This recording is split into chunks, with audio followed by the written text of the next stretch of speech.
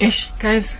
You know, like, everything is just so frustrating for me. I lost my content because the battery just died while I was busy recording, and this device has those issues. I have made mention of that in the past. I've got speech lags all over the show. I need to get this message out the way. So let me just get the talking points that I was highlighting in the previous part. Let me repeat them. I hope I will be able to repeat them with the same level of proficiency and articulation. I am frustrated by what just happened. So April is just so far away to wait. It is so far to wait for my phone, but you know, it is what it is. Not phone, but my camera to arrive. I guess that's why I'm going to record less and less. Until then, these videos, I'm so frustrated by everything. But hopefully we'll get this message out in time for dinner. I'm currently in a fasted state. I've decided to extend my fast by a week because I'm yet to get any kind of satisfactory results from the 6 weeks that I was already fasted. My phone is currently on a charger, that's why it's unstable, so let's just leave it like that. Hopefully we'll be good. Okay, so let me just talk almost as if though I didn't just lose content and not reiterate, but speak again about what it is that I was talking about. Last part, I think I ended with explaining university, why as Christians we were reduced to university students, and why I was a child. Alright, now that was the easiest portion of my dream to explain. That's why I spoke about it first. So let's just get into the next part and get that out of the way. I'm disquieted by this glare, but nonetheless, we just keep it. I don't know, I don't like recording in here because it doesn't have the base conditions, but it's the only place where there are chargers. I should have just stayed in here, then I wouldn't have lost that content, and so I would have just had continuity.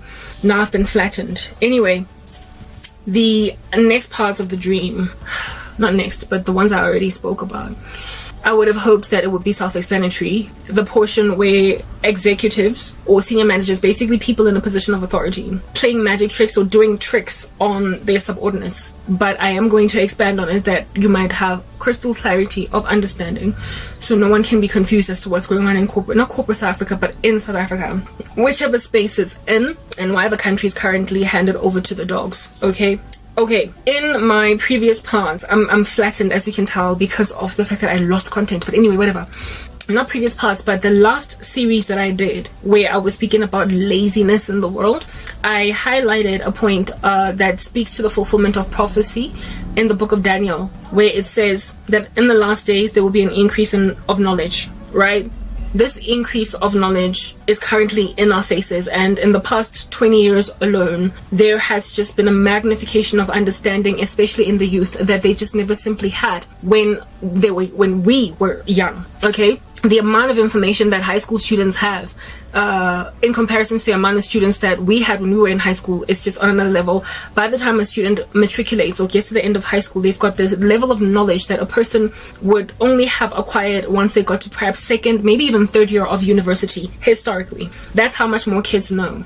And apparently, allegedly, that is such a gargantuan threat to the older generation in corporate South Africa or corporate world at large, that it's enough motivation for them or inspiration for them to thwart and belittle the careers of kids coming out of high school and university, especially university, when they enter into corporate. They feel as if though the only way to maintain their clout and street cred in corporate, in the presence of these information heavy youths coming in, is to thwart them using sorcery. There is an incredible amount of witchcraft being slapped on kids that are coming into not just universities but also corporate in total, by people who are intimidated by how much more kids know at a much younger ages. They have got a wealth of information and they have a lot more expertise with no experience as interns than we ever could have dreamt of. And this is an epidemic that allegedly apparently commenced even before now. When I was in corporate 10 years ago, I was still considered among the youth and I was on the come up. I started working at MTN in 2009. I was 24 going on 25, and out of my entire career out of all the bosses I have had, I calculated in the previous part that I had that 8 of them put witchcraft on me. 8. I didn't know that that's what was happening when I got the dreams about these people initially, but now I know, because with time the Lord has trained me to understand my dreams. 8 of my bosses. You might be like, Arabo, why did you have 8 bosses by just 29? It's because in one particular job I had about 5 bosses in one job, because I reported into all of those teams as a program coordinator, and out of those 5 bosses, 3 of them put witchcraft on me. The other 5 come from my previous organizations, okay, that I used to work for. So at MTN in total, I had 3 of my former bosses put, where this child's voice annoys me anyway, and that's why I hate recording when I'm inside, when I'm back here, because there's also just this like noise in the background. I have so many distractions. Anyway, whatever. At MTN in total, I will try and speak over the noise. At MTN in total, I had 3 of my bosses there put witchcraft on me, and out of them, when they put sorcery on me was when I got promoted. So I wasn't even reporting into them at the time of their bewitching of my life. I had grown out of their teens, and they just looked at me from a distance and they were like, that child is not going to get anywhere. 3 of my former bosses put witchcraft on me, and then another 2 did not so much bewitch my career, but they actively sabotaged it in a way that was very observable. It was obvious to everybody. They did not use witchcraft, they just used unsavory business practices, tactics, below the belt backstabbings, obviously throwing me under the bus in a way that everybody to this day, if they were honest with themselves, they can testify to the veracity of that. So in total at MTN, 5 of my bosses destroyed my career. And then the rest of them that did put witchcraft on me were from my former organizations. Apparently, allegedly, Karabo is not the only one suffering with such ill fate. Apparently, allegedly, according to the Holy Spirit, this is happening across corporate South Africa, where people that have been in the game for a little while longer are so intimidated by the youth coming in because of this burgeoning of knowledge on the world scale. They're so scared of the youth that rather than just let the people grow or in and of themselves become better at what they do, that they might not be intimidated by kids, they are actively bewitching, thwarting kids with spiritual means. They are destroying futures in corporate of kids. They are utterly shattering children. Do you understand? I call them children because that's what they are to us. Well, I was a child at some point, and now I'm 38, right? So my peers are currently the new saboteurs. Do you understand? They were the ones sabotaged, and now they're the new saboteurs, in the sense that they are now the bosses that are bewitching kids. Like, if in my time, when I was like 25, I was busy getting bewitched by my bosses who were in their 30s or 40s at the time, can you imagine how much worse it's gotten now? Because knowledge has increased even more. There's a lot more understanding, a lot more wealth of knowledge in these kids when they get out. Never mind of university, but high school. There's just a lot more information in kids now than there ever was. Meaning that and also skills, like they've got actual practical skills that are applicable in corporate without having the experience of had their first job yet. They're a lot more computer literate. They are a lot more knowledgeable on just a myriad, just a vast number of fields than we ever could have had. So their inputs in meetings are a lot more poignant than they ever were in our time. Meaning they have got more pioneering ideas. They have got more broad, offbeat recommendations than we ever could have. They've got a more peripheral or kaleidoscopic view of the world that could be very beneficial to a company that is trying to change its view.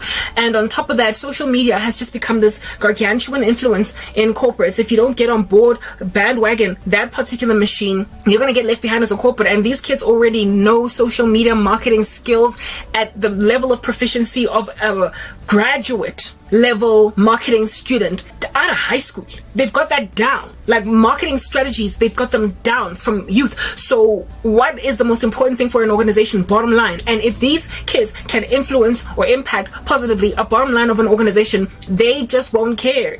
Those who are in a position to benefit, that they are barely experienced, that they are barely educated, at least officially accredited by a higher learning institution, for them it's going to be, I will incentivize you. It's going to be about incentivizing a person purely because they have actually saved a company from the brink of death. And boss ladies and boss guys, people in positions of authority, are currently actively ransacking. I just remembered another one actually, and she wasn't even my boss. She was at a distance just watching me, and she put sorcery on my entire career because she saw me from a distance soaring. A woman who was in her 40s at the time when I was, I guess, 27, and she was like, no, she's not going to get anywhere.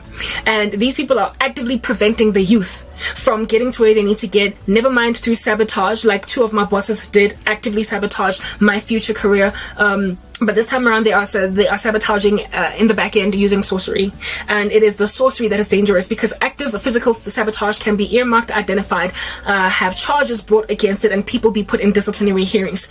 So that you can nip it in the bud, and there will always be such antics in corporate happening all over the show. People trying to trip each other up with unsavory business practices. You can always bring some kind of recourse on that illegal activity, unlawful and unregulated activity, right? You can always bring some kind of recourse against it, but it is very rough to bring recourse against a boss that has sabotaged you using sorcery. And it's so prolific that it is actively decimating the economy of South Africa. Our unemployment rate among the youth is astronomical, when the youth are by far the best people to be in the workforce at present. And what is happening is that bosses are doing this deliberately.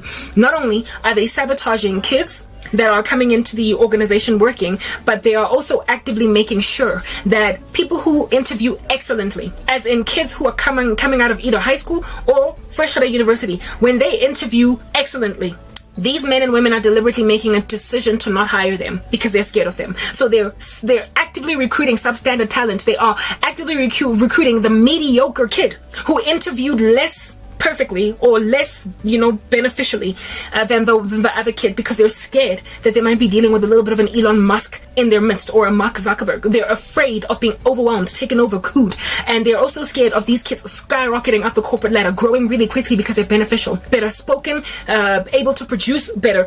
Guys, the evidence is on YouTube. Only go look at YouTube. Like these social media marketers, these influential kids that have got entire careers on YouTube, they are their own bosses. They don't do corporate South Africa. Look at just how much better they are at doing videos, and just how much more proficient they are, how much more professional they are at producing high quality content than older content creators.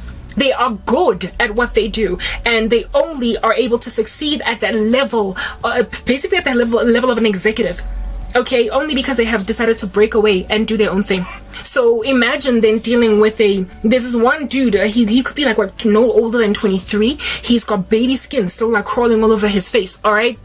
And he does financial literacy videos on YouTube. I don't think he's never ever been to university. He is self-taught, okay? I don't know his name. If I knew his name, I would actually highlight, tell you who he is. This young man has got like something like 4 million subscribers on YouTube, and his delivery of his product is so stellar. It is so crystal clear. It is so perfect that it could indeed map that of an executive in corporate. The executive of which you cannot be that thing organically at the age of 23. Taken seriously, no matter how good you are in corporate, you can't.